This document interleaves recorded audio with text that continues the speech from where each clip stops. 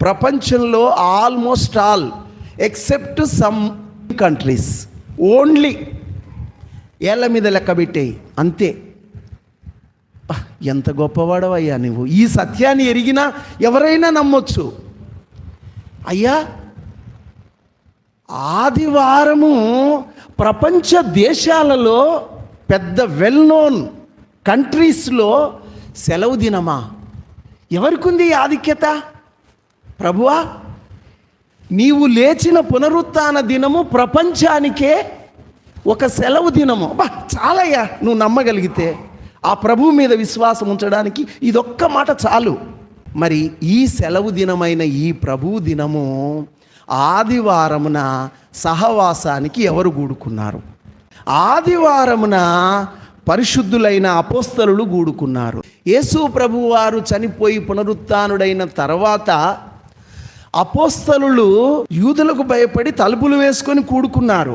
వారి మధ్యన ప్రభువు వచ్చి మీకు సమాధానం కలుగునుగాక అని చెప్తున్నాడు. శిష్యులంతా కూడి ఉన్నారు ఆదివారము సహవాసము. అక్కడ వారి మధ్యకు వచ్చి వారికి సమాధానం కలుగునుగాక అని చెప్పి వాళ్ళని ఆశీర్వదించినాడు. ఈ సహవాసంలో ఆదివారమున అపోస్తలుల మధ్యన ప్రభువు ప్రత్యక్షత కనపరిచాడు. ఇది ఫస్ట్ టైం.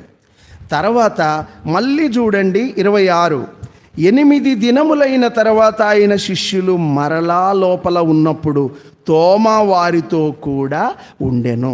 ఆదివారం తర్వాత మళ్ళీ ఆదివారం, శనివారానికే 7 రోజులే కదా, మళ్ళీ ఆదివారం లెక్క పెడితే 8వ రోజు. అంటే మళ్ళీ రెండోసారి కూడా అపోస్తలులు ఎప్పుడు కూడి ఉన్నారు?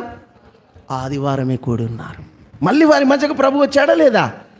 ఇక్కడ తోమా డౌట్ తీర్చడానికి ప్రత్యక్షత కనపరిచాడు. కాబట్టి శిష్యుల మధ్యన అపోస్తలులు ఆదివారమున దేవుని ప్రత్యక్షత పొందారు.